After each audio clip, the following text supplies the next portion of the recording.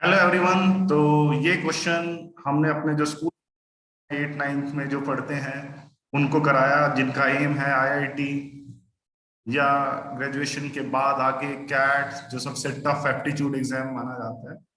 ये क्वेश्चन देखो सेम तो नहीं है, लेकिन इन क्वेश्चंस को करने से बेसिक्स ऑफ मैथमेटिक्स बहुत अच्छे हो जाते हैं।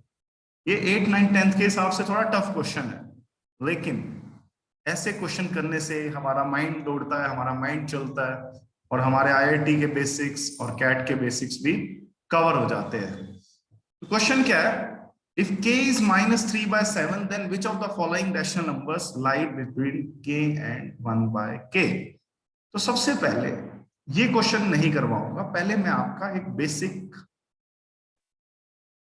इंप्रूव करूंगा, एक बेसिक हम जानेंगे। अगर हमें दो इंटीजर्स को सपोज कंपेयर करना है, सपोज +2 एंड +3, तो आप डेफिनेट सी बात है, आप कहोगे सर 3 बड़ा है, और नंबर लाइन पे 2 और 3 को देखा जाए तो 3 राइट साइड में लाई कर रहा है। तो जो राइट साइड में लाई कर रहा है, अगर दो नंबर को कंपेयर कर रहे हो तो 2 और 3 में 3 राइट में 2 लेफ्ट में है, तो 3 हमारा बड़ा हो गया।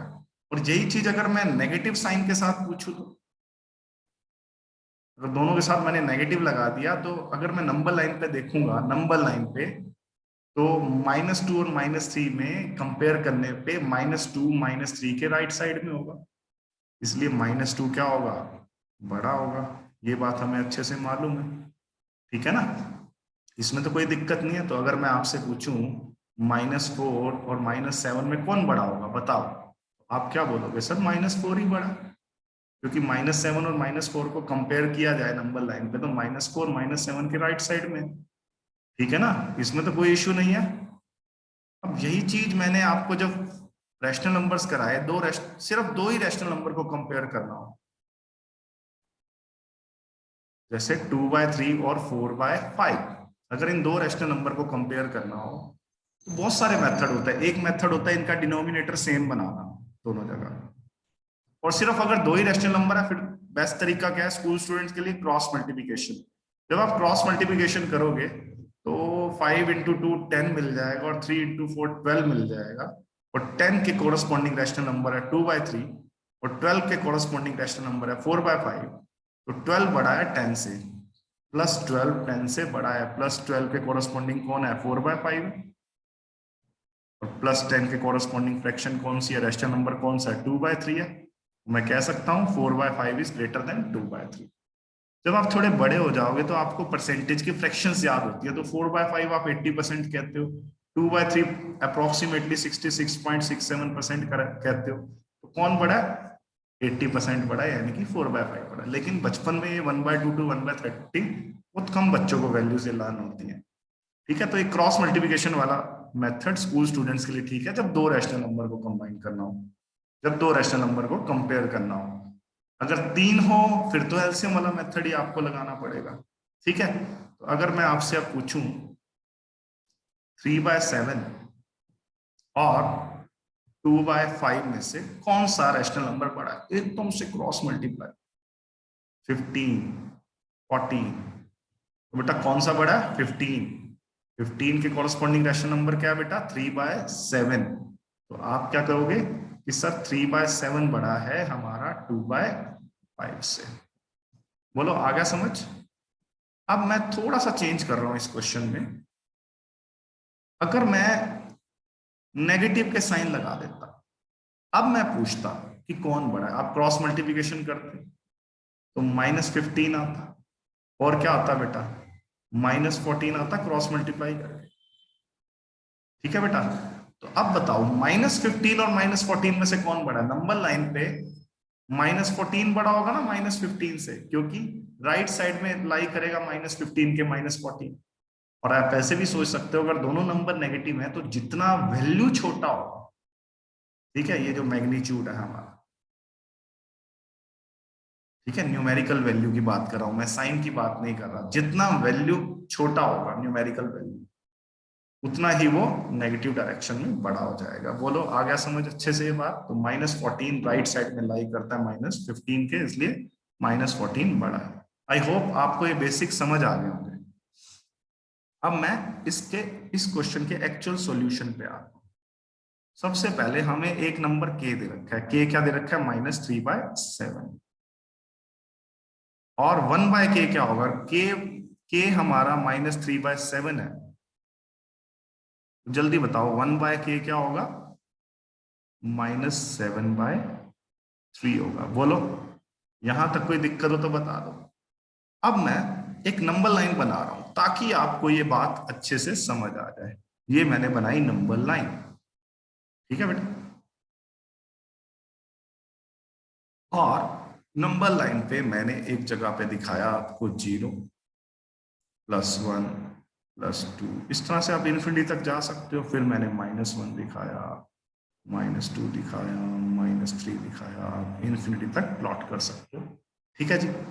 अब -3/7 और -7/3 अगर नंबर लाइन पे मेरे को देखने हो तो कहां कहां लाई करेंगे। -3/7 ये शोर है 0 और -1 के बीच में आएगा, क्योंकि -3/7 अप्रोक्सीमेटली 0.42, नेगेटिव का 0.42, तो वो तो -1 के इधर ही आएगा ना, 0 और -1 के बीच में आएगा। तो मैंने कह दिया वो लगभग कहाँ लाई कर रहा है बेटा, यहाँ पे लाई कर रहा है।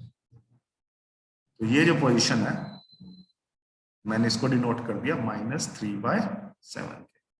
और -7/3 भी सोचा जाए बेटा तो -7/3 -2:1/3, तो -2 में -1/3 और भी है, इस बात का मतलब -2 और -1/3, तो ये लगभग कहीं ना कहीं यहाँ पे आएगा, ये यहाँ पे। मैं अप्रोक्सीमेटली प्लॉटिंग कर रहा हूं ताकि आपके माइंड में पिक्चर क्लियर हो जाए। ये लगभग होगा -7/3। तो इन दो रेंज के बीच में कौन सा रैशनल नंबर लाएगा। मान लो ये मैंने एक बॉक्स बना दिया, इस ऑरेंज बॉक्स में से इस चार ऑप्शन जो है, पहली ऑप्शन -5/12 है, दूसरी ऑप्शन -17/31 है, तीसरी ऑप्शन -19/7 है, ठीक है, या नन ऑफ दिस भी हो सकता है। तो इनमें इस रेंज में कौन लाई कर रहा है। आइए फर्स्ट ऑप्शन -5/12, ये तो श्योर है -5/12 0 और -1 के बीच में ही लाई करेगा। आप सॉल्व करके देखोगे तो ये 0.42 आएगा, 0.41 के आसपास आएगा। आप कर लेना, नहीं वो हमने सॉल्व नहीं करना, हमें तो कंपैरिजन ऑफ रैशनल नंबर का फंडा लगाना है। तो -3/7 और -5/12 को पहले मैं कंपेयर करता हूं, क्रॉस मल्टीप्लाई लगाया मैंने, -36 और -35। देखो अगर सिर्फ 36 और 35 होता तो मैं क्या देता कि 36 बड़ा है 35 छोटा है, लेकिन यहाँ पे -36 और -35 आ, -35 राइट में लाई करेगा ना -36 की, तो -35 बड़ा है, यानी कि -5/12 बड़ा है।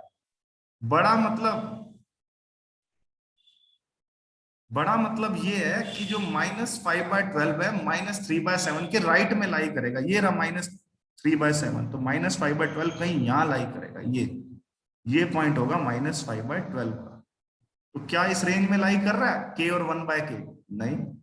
ये जो -3/7 है बेटा ये तो k है, और -7/3 क्या है बेटा, 1/k है। हमें k और 1/k के बीच में नंबर चाहिए रैशनल, तो -5/12 तो नहीं लाई कर रहा है इस रेंज में, क्योंकि -5/12 -3/7 से बड़ा है, उसके राइट में आएगा।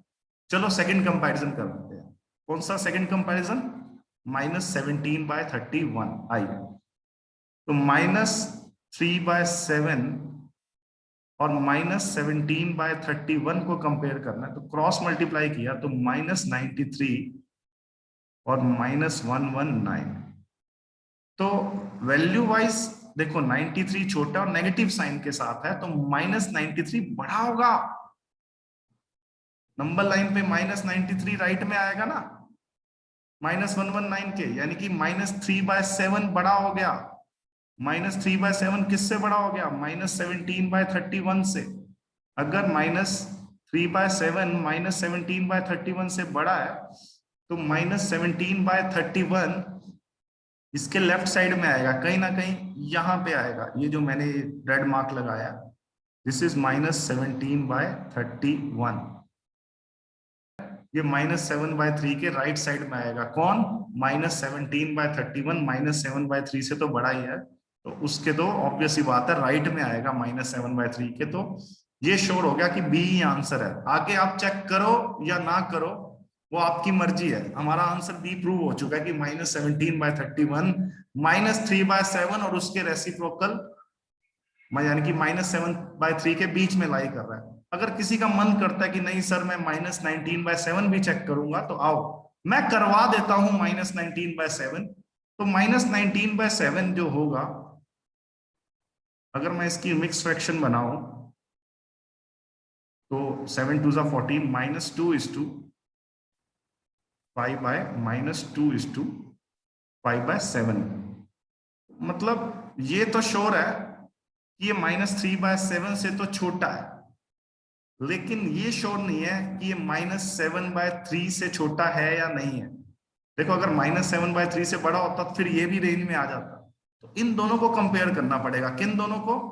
-7/3 और -19/7 कंपेयर करने के लिए वही क्रॉस मल्टीप्लिकेशन, -49 और -57। अब बताइए, -49 बड़ा हो गया ना -57 से। न्यूमेरिकल वैल्यू छोटी है तो नेगेटिव वैल्यू में तो जितनी छोटी वैल्यू होगी आपकी उतना ही बड़ा हो गया। सिर्फ न्यूमेरिकल वैल्यू की बात कर रहा हूं तो नेगेटिव साइन के साथ। इसका मतलब -7/3 बड़ा है -19/7 से। इसका मतलब -19/7 इसके यहां कहीं लाई करेगा। ये मैंने जो ग्रीन सिंबल बनाया है ये, तो ये भी आंसर नहीं हो सकता। तो बी है। जब आपका बी आ ही चुका तो आगे चेक करने की जरूरत नहीं है। आई होप मैंने आपको ये बहुत अच्छा क्वेश्चन बहुत डिटेल में समझाया। आप भी कोशिश करो, इसको देखो, आपको बहुत आसानी से समझ आ जाएगा।